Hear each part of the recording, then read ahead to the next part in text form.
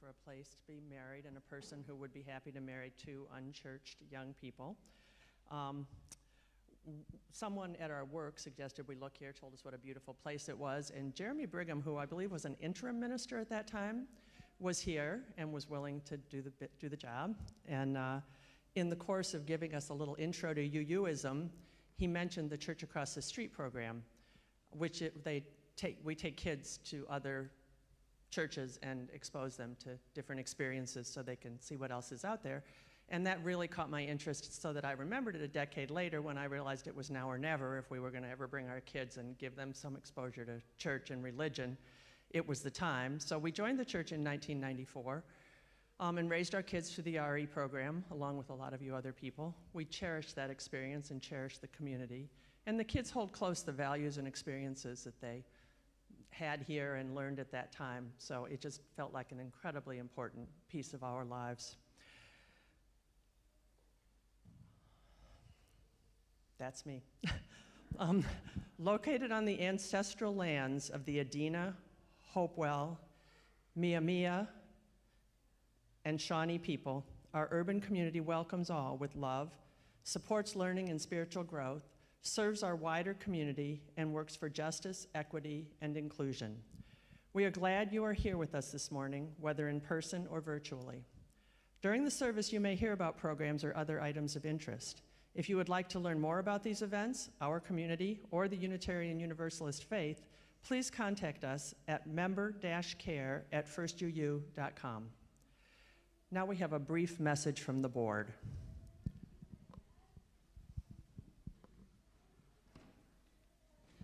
Thank you, Carol. My name is Chris Dindy. I am currently serving as an appointed board member. And if you want to ratify that appointment, come to our congregational meeting in September. And if you want to de-ratify that appointment, come to our congregational meeting in September. This is just a quick update on our office administrator. Unfortunately, Friday, 2 days ago, was Rihanna's last day with First Church. She has, as I think many of you know, another full-time job in which her role is expanding. It required more overtime, and that basically meant that effective Friday, she was no longer able to be in the office to come to First Church, and so it made more sense for her and the church to separate. We wish Rihanna very well, obviously. So right now, as of today, the church is without an office administrator. The HR committee is working to quickly get this job posted, to fill the role, potentially to take on more responsibilities, and as well, which will be determined by what kind of applicants are and what their interests are and what their capabilities are. The congregation will hear more about this in the next few weeks. Barbara Bonney, let me back up and say, because there is no office administrator, that means that office hours in the church right now are by appointment only. Barbara Bonney and David Johnson have volunteered to step in. Thank you, Barbara. I know she's here somewhere. Thank you, Barbara. Is David in the house? He said, David has volunteered to step into the kitchen. They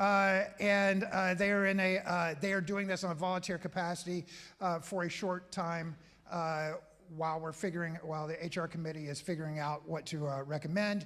There is no schedule set for them yet. That'll be announced here shortly. So just be aware this all happened in the last several days. Don't call me, because I'm only an appointed board member, and don't call a regularly elected board member either. The HR committee is working this out and getting that to you.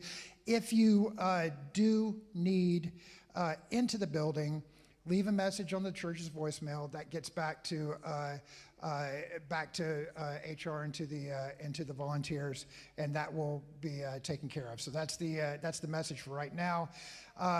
And we, of course, thank everyone for your patience and understanding with this hiccup, and we'll press on. And again, thank you to Barbara and David. Thanks.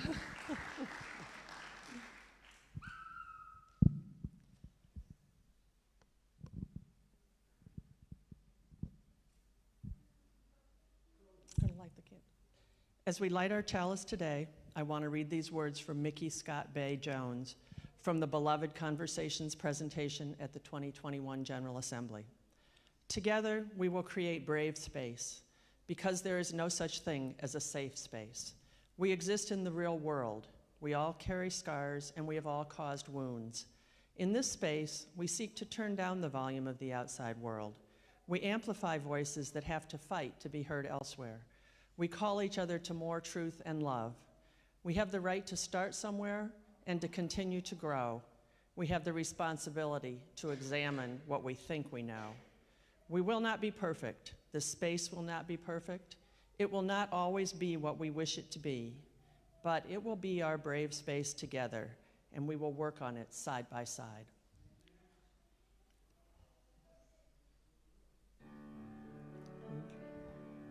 Please join us in singing the Vision Song.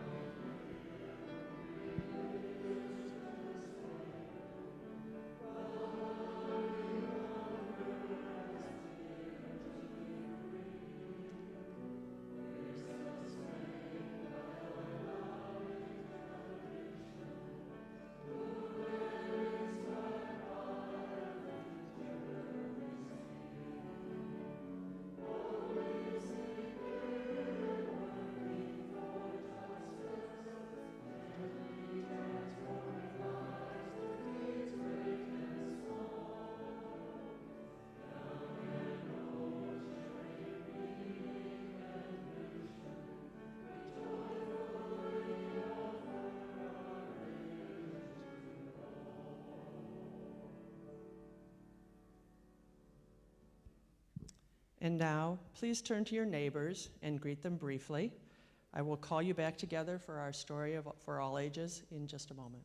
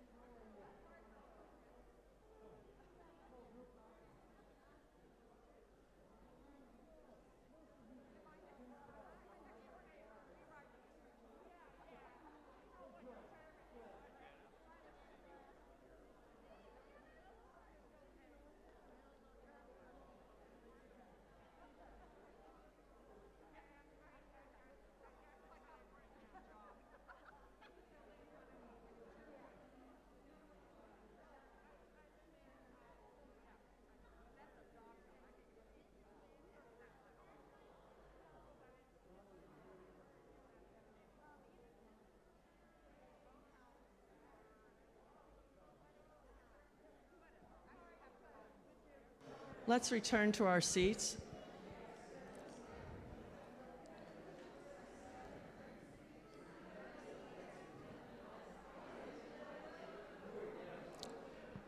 All right, it's now time for the story for all ages. Please return to your seats, and we will begin. Thank you. Be more.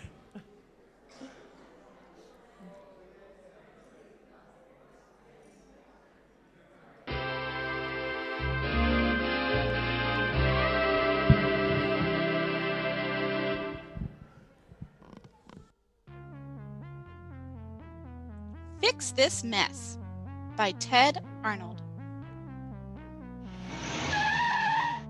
Robug came in a box.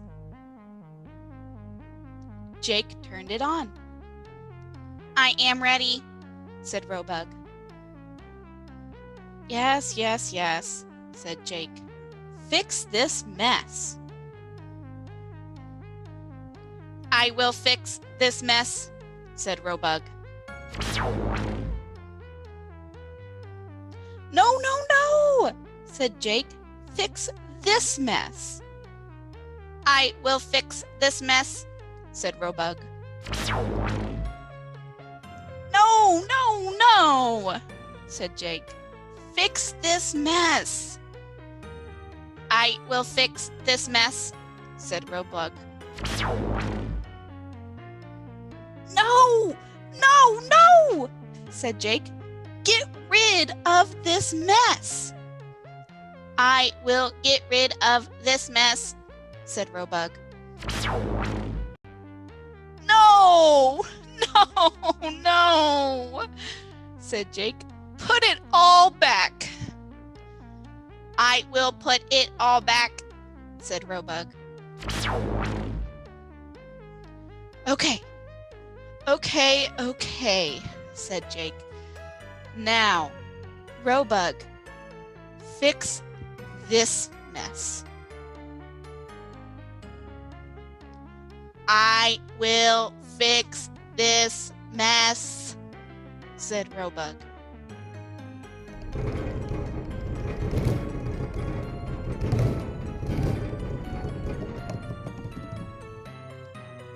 Jake missed a spot, said Robug. And so here we are, without a minister, in the middle of a big old mess. I wonder, how do we fix this mess? Where do we go from here?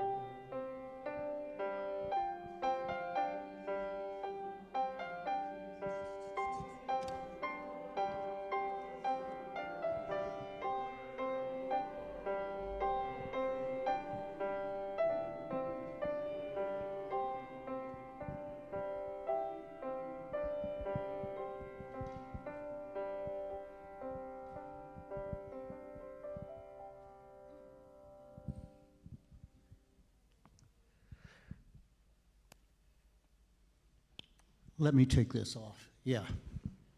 So, as Meredith so eloquently said, sometimes we just got to fix our own messes. And that's where we're at.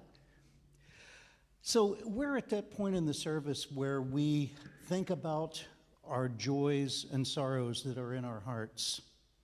We use these stones to represent each one of those joys or individual sorrows. And the water in the middle here represents the love of our community. So as we drop a stone in the water to seek the softening of our sorrows or the amplification of our joys, all the individual joys and sorrows come together in one bowl so that they can be symbolically shared and borne by us as a community. I invite you now to come forward, up the aisles, and then down the middle to drop your stones in the water.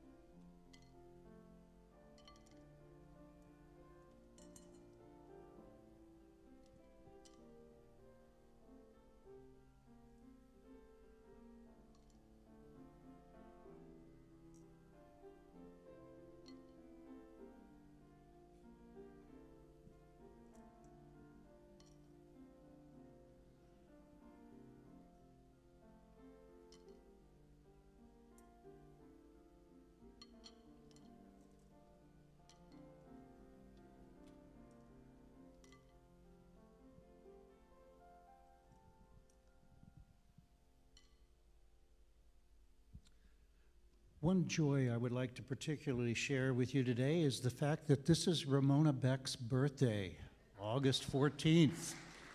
So happy birthday, Ramona. Yes. I'm going to take 3 final stones and place them in the water. The first is a stone for the joys and the sorrows that went unspoken. Secondly, there are the joys and the sorrows that we do not know of that take place outside the walls of this congregation. And thirdly, a stone for the journey that we as a congregation are on.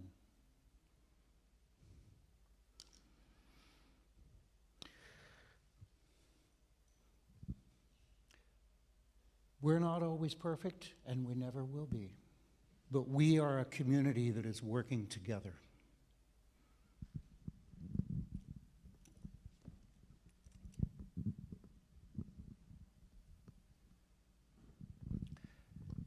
Our Share the Plate collection for the month of August will go to First Churches and the UUA's UU the Vote campaigns to purchase supplies and postage.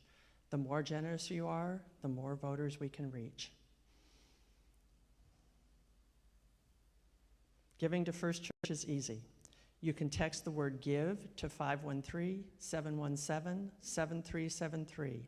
If you have access to our Breeze member system, you can click Give Now, or you can give online at firstuu.com. You can also write a check to First Unitarian Church of Cincinnati and mail it to 536 Linton Street, Cincinnati, Ohio, 45219. If this is your first time with us, please let the virtual plate pass you by. Your presence is gift enough for our church. Our flowers today are given by Linda and Dick Miltner in memory of their beloved son, Tim, who died a year ago this coming Tuesday. He is loved and remembered by all who knew him. He was a cherished member of our community.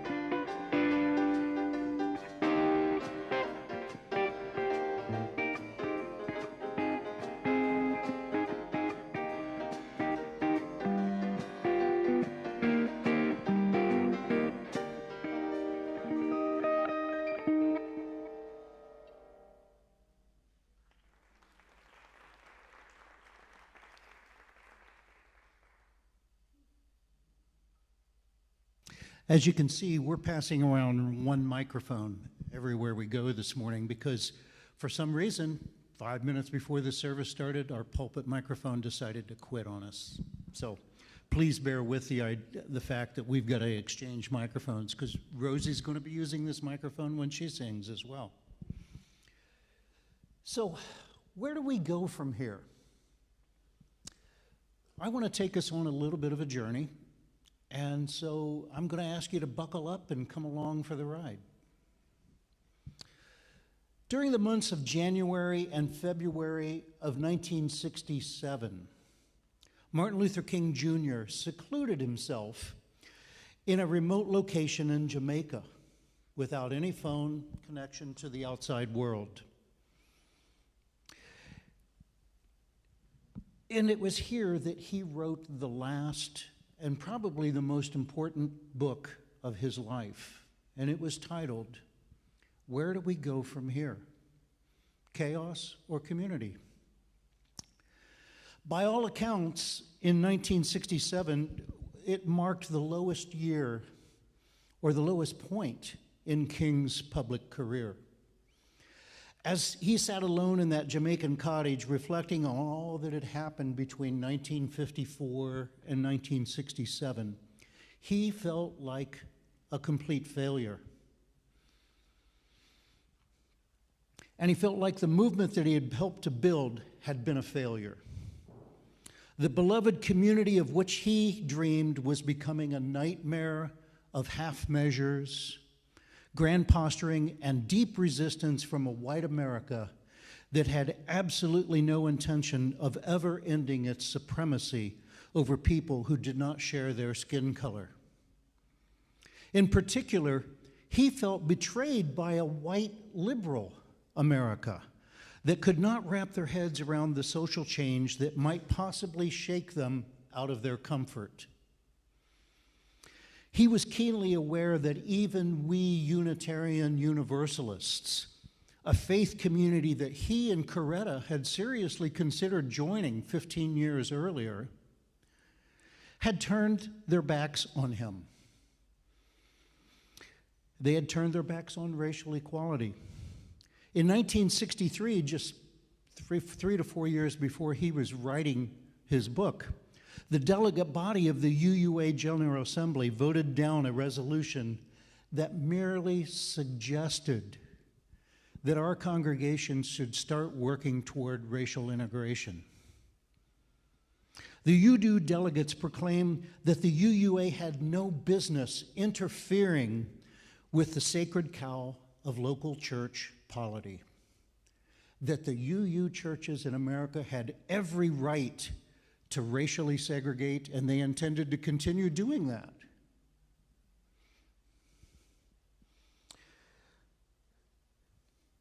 Coincidentally, this was the same year that our first church director of religious education, Pauline Warfield Lewis, decided to resign. Now, I'm not sure if this coincidence is connected or not, and I don't know that there's anybody that does know for sure. But nonetheless, Pauline Warfield Lewis, who was the first African-American UU Director of Religious Education America, chose to resign from our church in 1963. What King recognized was that white liberal America was willing to support him only if the cost of doing so was negligible. He wrote, "The practical costs of change for the nation up to this point has been cheap. There are no expenses and no taxes required for Negroes to share lunch counters, to share libraries, parks, hotels, and other facilities with whites. But even that proved to be nearly impossible as white America began shutting down public pools and parks and abandoning public schools in favor of private swimming clubs, private parks, and private schools that were class and skin color exclusive. This is still a legacy that we all live with today, and it is one of the many hidden costs of racism in our society. Racism has shrunk the public commons where we all can gather and be human together. And we all, every one of us, are poorer because of that. Right here in Cincinnati, our public schools still remain heavily segregated by skin color and social class. King went on to observe that the second phase of the movement for an equality-based America was not going to be cheap. Repairing this kind of social damage is never cheap. Overcoming skin color prejudice in combination with alleviating grinding poverty for whites and blacks was going to be very expensive. President Johnson's Office of Economic Opportunity estimated that the cost of eliminating poverty, ignorance, and ramshackled housing all over the country was going to take more than $1 trillion in 1966. Now that translates roughly to $9 trillion in today's dollar. The report said, the poor can stop being poor if the rich are willing to become even richer at a slower pace. Without such a national sacrifice, the nation can expect further deterioration of the cities, increased antagonisms between the races, and continued disorder in the streets. Instead of doing what was right on this second phase of the civil rights movement, King wrote, "White America left the Negro on the ground and in devastating numbers walked off with the aggressor." And that's precisely what the Unitarian Universalists did in 1969 when we had our big rupture. We walked off with the aggressor. King emerged from his 2 months of isolation and reflection, convinced that he could no longer remain silent about the systemic issues and causes of our national dilemma. The piecemeal reforms of equal access to the rights and responsibilities of full citizenship were hollow victories. He left Jamaica ready to address the systemic causes of discrimination, poverty, and injustice for all people. Drawing from the thinking of the Jewish philosopher theologian Martin Buber, King identified the I-centered value system of American capitalism as the source of the major injustices of the world. Buber argued that an I-centered value system leads to human destruction. He proposed that human survival demanded that we adopt thou-centered values for a change, thinking about other people more than ourselves. In his speeches and in his writing, King openly proclaimed that an economic system that values personal gain and profit above all else ultimately destroys the well-being of everybody. He wasn't in the mood to mince words. He openly identified American capitalism and American imperialism, and he actually used those words as the source of poverty and oppression at home and abroad. He could no longer counsel the young people suffering in our country that their violent rage was not justified. And he could no longer remain silent about the terrible cost of the Vietnam War. King rightly saw that the Vietnam War was a theft of freedom for his own people. It was not lost on anyone in the civil rights movement that African Americans comprised 11% of the total population of the United States. Yet, 35% of the frontline combat troops in America were black. And 35% or more of the casualties of the Vietnam War were black. The disparity was glaring to anybody who had darker skin color than mine. Muhammad Ali summed it up best when he said, "Why should they ask me to put on a uniform and go 10,000 miles away from my home and drop bombs and bullets on other brown people in Vietnam, while so-called Negro people in Louisville are treated like dogs and denied simple human rights? If I thought the war was going to bring freedom and equality to 22 million people of my race, they wouldn't have to draft me. I'd volunteer tomorrow." But as we know, that didn't happen. Furthermore, King recognized that every dollar spent on this imperialist war was theft of resources that could be used to create the social economic freedom for a people who had suffered and waited for 350 years for their liberation. Now, on April 4th, 1967, King delivered his Beyond Vietnam speech at the Riverside Church in New York City. That's the church that's connected to Columbia University and the Union Theological Seminary. His words electrified his listening audience. He recited the scathing history of the United States as an imperial power that had subjugated people around the world. And he said, "The war in Vietnam is but a symptom of a far deeper malady within the American spirit. I am convinced that if we are to get on the right side of the world revolution, we as a nation must undergo a radical revolution of values.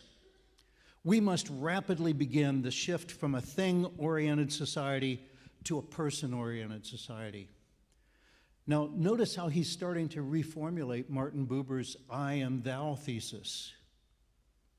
When machines and computers, profit motives, and property rights are considered more important than people, the giant triplets of racism, materialism, and militarism are incapable of being conquered. A true revolution of values will soon look uneasily on the glaring contrast of poverty and wealth in our country. With righteous indignation, it will look across the seas and see individual capitalists of the West investing huge sums of money in Asia, Africa, and Latin America, only to take the profits out with no concern for the social betterment of those countries. And I say that is unjust. A nation that continues year after year to spend more on military defense than on programs of social uplift is approaching spiritual death. These were hard words. Now, many scholars agree that this speech essentially signed Martin Luther King's death sentence. It was a warrant for his death when he gave these words. And it was exactly 1 year later to the day, April 4th, 1968, that King met his assassin's bullet. He drew a line in the sand with this speech and then moved fully into building his Poor People's Campaign to transform America. With this ambitious agenda, King sought to galvanize a massive movement of the poor and their allies in this country to force our society to take immediate action to end systemic poverty and the racism that fueled that poverty. Such was the existential moment in the life of Dr. King and the history of our country. He clearly articulated where we must go as a nation. Now, today, we are in a similar existential moment in the history of our country, the history of our denomination, and in the history of our local congregation right here in Cincinnati. First Church's very own Bill Sinkford, who was the first black president of the Unitarian Universalist Association, laid it out very clearly this summer as he gave the opening remarks of the UU General Assembly in Portland. He said that this moment in our history may be the last chance we have to correct the errors of the past that have prevented us from building Dr. King's beloved community. A community that welcomes all people to the table. Our inability to effectively address our own institutional and personal racism, as well as our inability to be truly welcoming to all people, will be the undoing of our faith. We need to understand that this is an existential moment that is filled not only with danger, but with great opportunity for all of us. If we get this right, it will propel our faith in our congregations into a brighter future. We have an opportunity to deepen those commitments to build a world that better serves all who seek to sit at the table of unconditional love. Because we have democratically demanded this at our General Assemblies for the past 10 years now, the UUA has acted upon these issues about who is welcome at our table and how they will be welcomed. They have taken many steps to diversify our national leadership so that we have leaders and staff who much better represent the vision of who our members want to be and who we want to become. And they are directing financial and human resources toward living out this vision through programmatic and spiritual transformation. All of this begs the question for our church here in Cincinnati. Where do we want to go? How are we going to build the beloved community in the First Unitarian Church of Cincinnati? Now, we just lost a prophetic ministry because we clearly did not live up to the ideals that we professed. We allowed internal conflicts about how we define social justice and how we best work as justice seekers to disrupt and dislodge us from our spiritual groundings. We did not effectively address our own self-centeredness, our own racism, our own ableism, our own ageism, our own gender and love biases, our own class biases, and our own individual privilege. I am here to tell you that I am just as responsible as anyone in this sanctuary for this. And I want to do something about it, and I think you do too. We live in a society that continually discriminates against people who are different from what is officially considered acceptable. As much as we want to say it, we do not live in a country that judges people based on the content of their character. We live in a society that functions on punishment and privilege. We punish people for their darker skin color. We punish people for their disabilities. We punish people for their gender identity. We punish people for who they love, and we punish people for their economic status. And then we reward others with amazing privilege for not falling into any of those other categories. And then we have to recognize that we internalize all of these biases because we live, breathe, eat, drink, and swim every day in these kinds of infested waters. For those of us who have been given immense privilege, it's all invisible. Just like for the fish, the water they swim in is invisible. These things become a part of our consciousness and our instincts, and it takes a lot of serious hard work to purge those biases from our daily living and thinking about who we are and what we are about. This is what Ibram Kendi is referring to when he says, it is not good enough to just not be racist. We must be actively anti-racist and stand up against racist ideas, stand up against racist policy and racist behavior. We must be constantly looking at ourselves to check the racist, homophobic, transphobic, ableist, and classist tendencies we inherit by virtue of living in this world. None of us are immune from these social diseases, even self-admittedly Ibram Kendi. He spends a lot of time in his books talking about how many times he failed and fell prey to racist ideas. Let me repeat to you what Dr. King said at the Riverside Church. He was speaking directly to our church when he said this. We as a nation must undergo a radical revolution of values. We must rapidly begin to shift from a thing-oriented society to a person-oriented society. Let me put this in another way that sort of, again, reformulates what Martin Buber was saying with his I and thou thesis. In order to survive and thrive, our congregation must move from being a me-first Unitarian Church of Cincinnati to a we-first Unitarian Church of Cincinnati.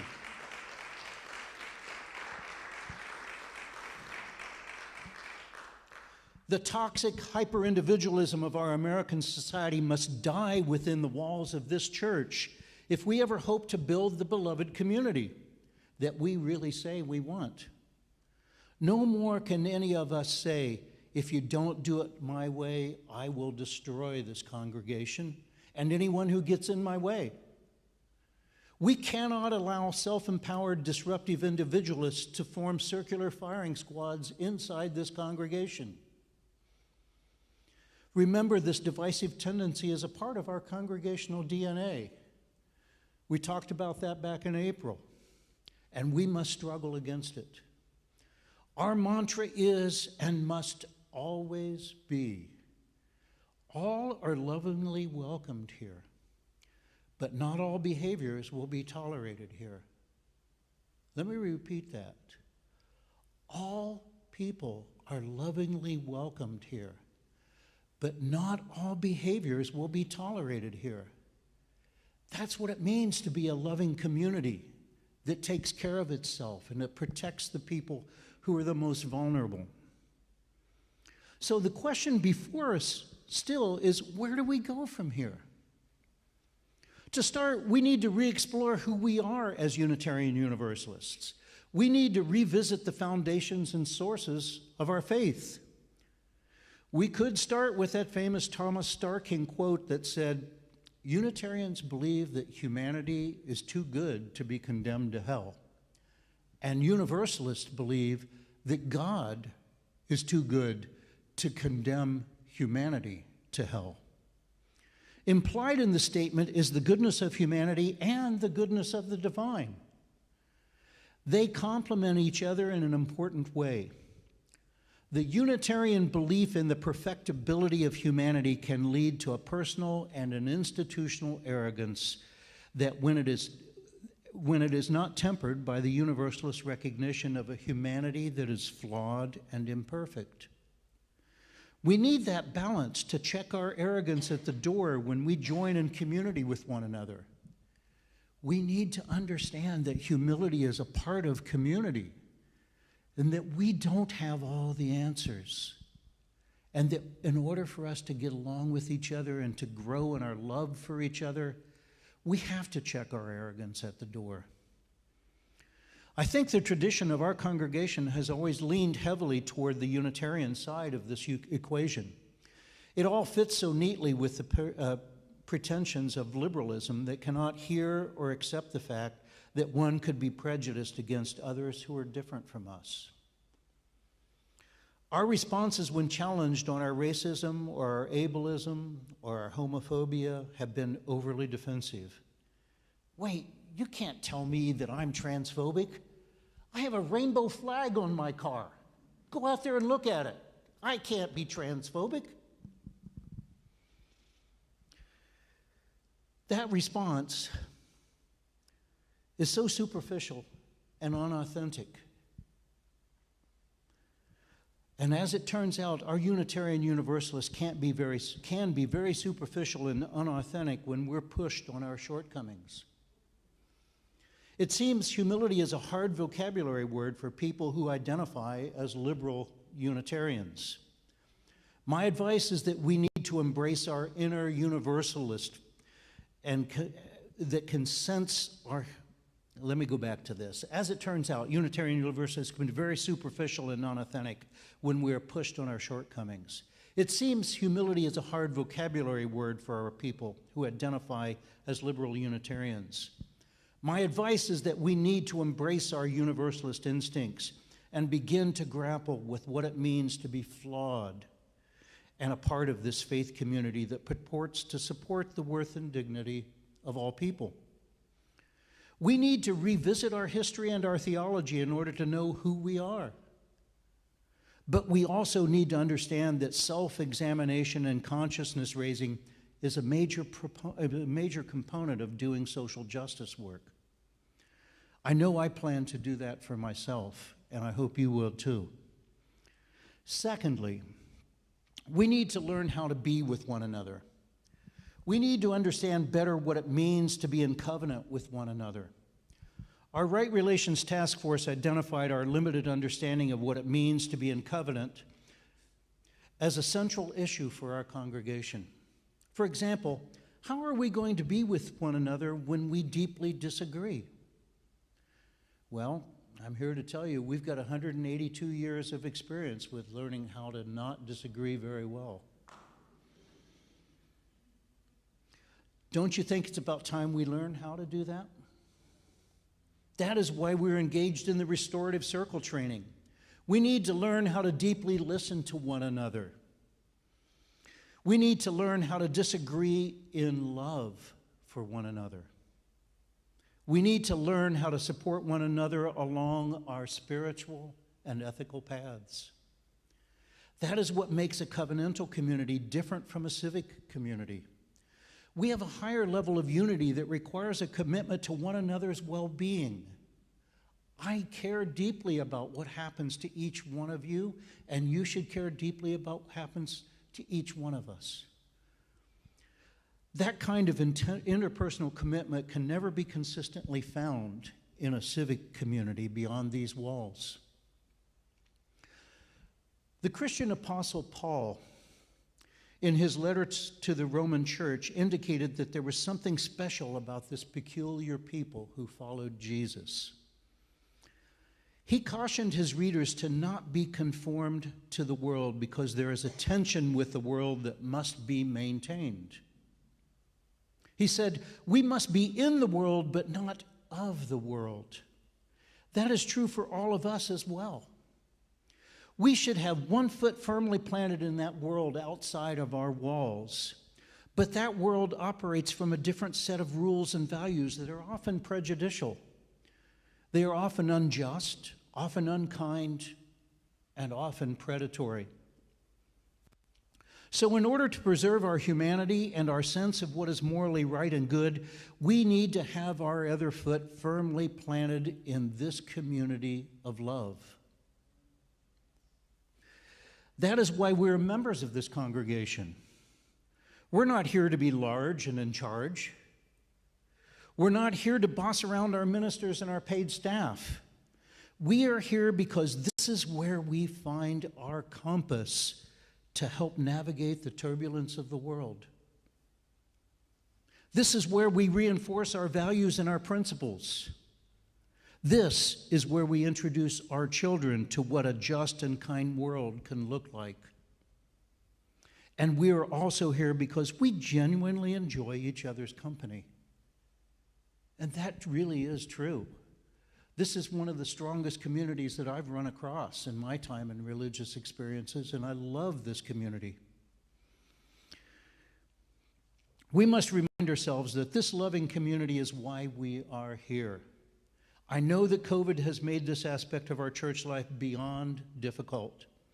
But if you look at what many of our committees are doing this fall, you will see that from community builders and their upcoming potlucks, the worship committee, adult faith development, and the membership committee, we are creating as many opportunities as possible for us to get together as good friends and as committed members of this congregation.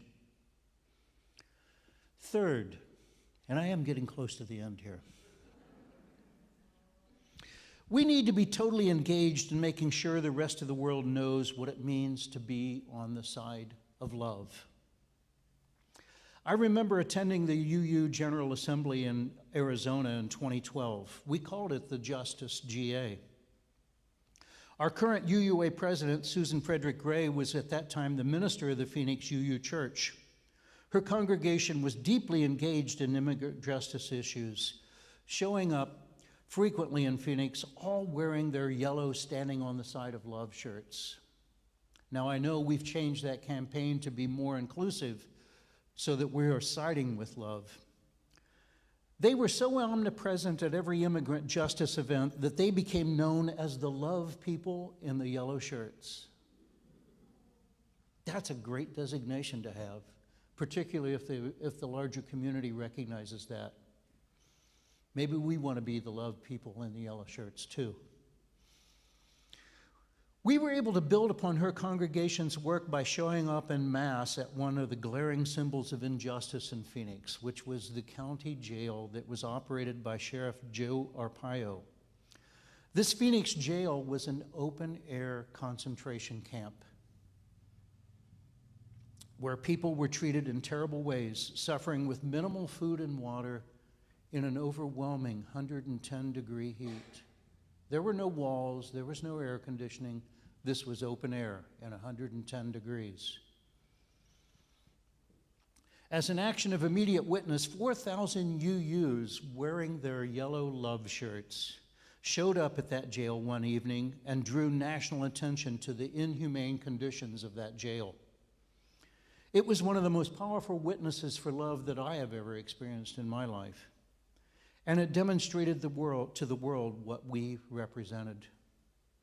That was an authentic and impactful witness. Our congregation has often been known for being the people who show up for justice. Again, I think COVID and the pandemic has forced us out of that practice. We need to rethink how we do this kind of world engagement. Our current UU the Vote campaign is a great way to re-energize our church as people who show up for justice.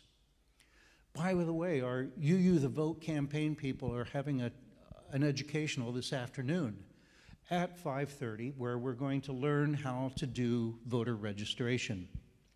There's going to be a slide about it at the end of the service, so you can take note of that. But I think that you can get a hold of Patty Kelly and Carol Wommeldorf to get yourself registered, because you can't actually participate in it unless you sign up for the Zoom. And they will send out a Zoom link for you. Our ongoing commitment to the Shiloh Food Pantry, the South Evandale Elementary School, and our Opening Hearts educational work also reflect our desire to be on the right side of justice. There are many other ways to put our faith into practice. We just need to act deliberatively, creatively, and genuinely when the opportunities present themselves. But I want to emphasize the fact we need to do it deliberately. We don't strike out as individualists and saying, oh, I like this idea, let's go do it. We got to go through the community process to accomplish that. It's got to be deliberate. It's got to be a buy-in from the church, not just some individual forcing their way on it.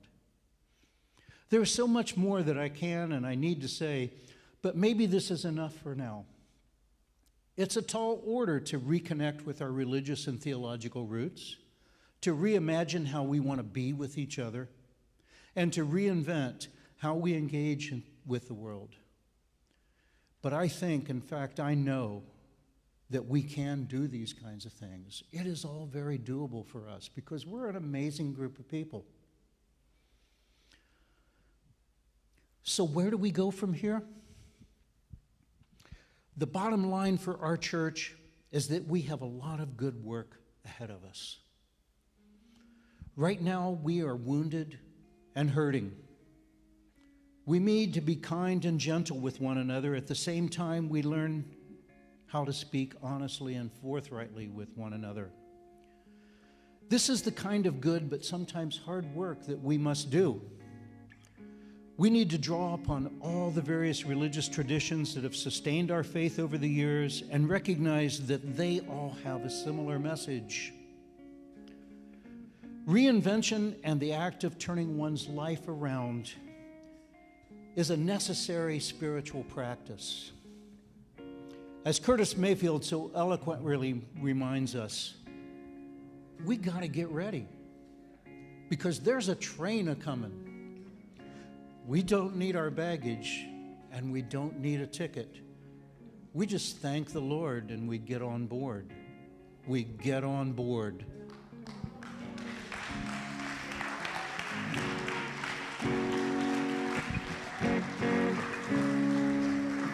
People get ready, there's a train a-coming. Don't need no baggage, you just get on board. All you need is faith to hear diesels a-humming. Don't need no ticket, you just thank the Lord, yeah.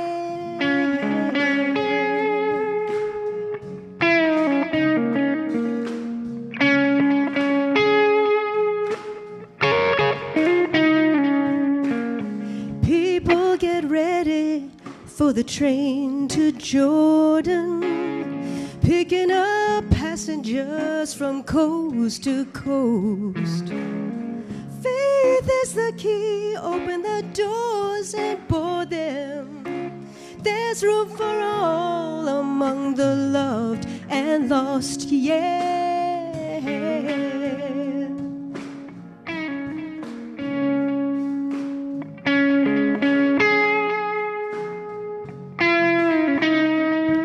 Now there ain't no room for the hopeless sinner who would hurt all mankind just to save his own. Have pity on faces are thinner, 'cause there's no hiding place from the kingdom's throne. Oh, people get ready, there's a train a-coming. Don't need no baggage, you just get on board. All you need is faith to hear diesels a humming. Don't need no ticket, you just thank the Lord, yeah.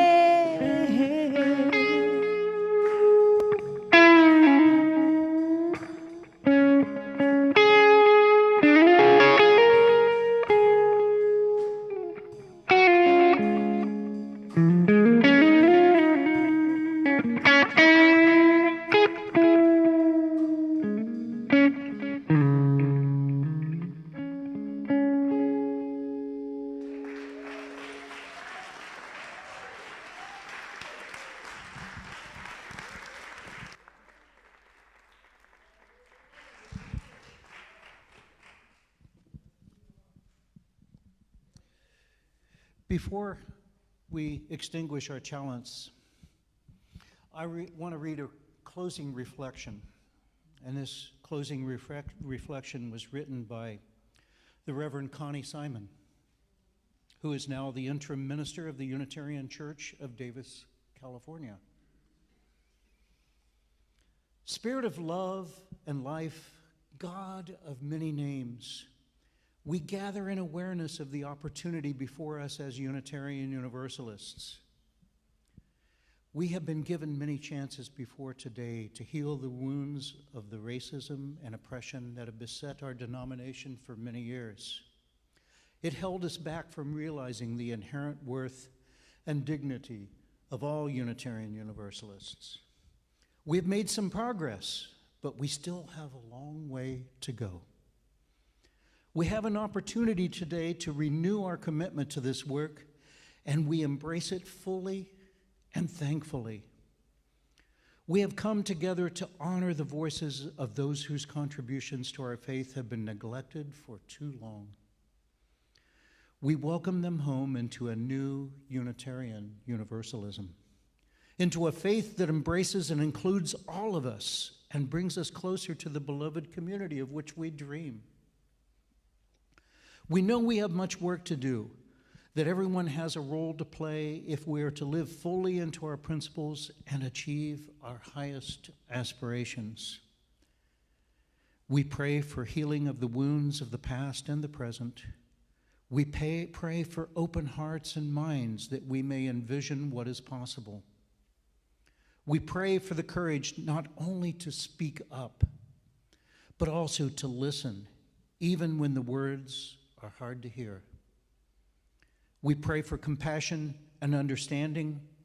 We pray for resilience and determination, and for the fearlessness to take risks, to make mistakes, and to keep trying.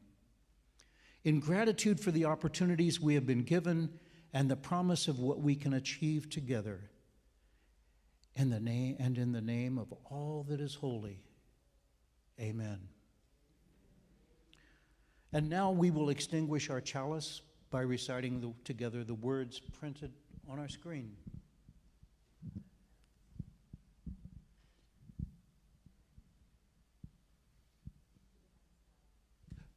They're not there. Who can remember all of these? We extinguish.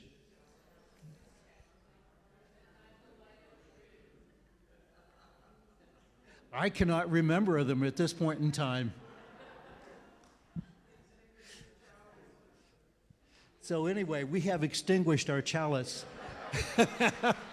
And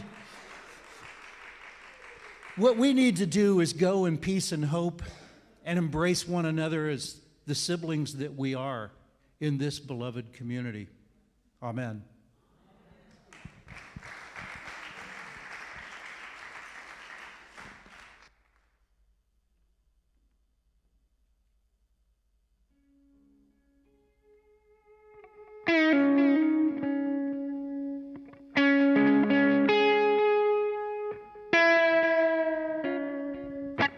People get ready, there's a train a-coming. Don't need no baggage, you just get on board. All you need is faith to hear diesels humming. Don't need no ticket, you just thank the Lord, yeah.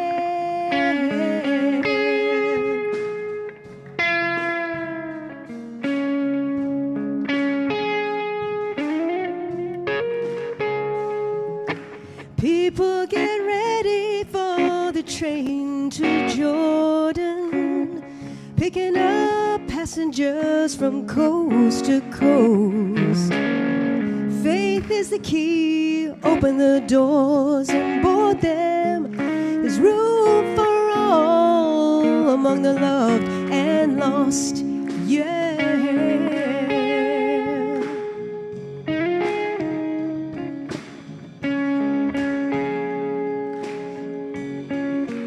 I'm getting ready. All of y'all, let's get ready together.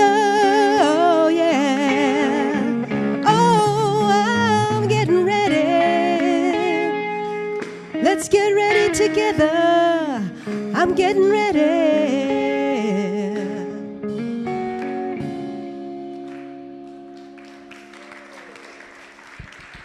Yay.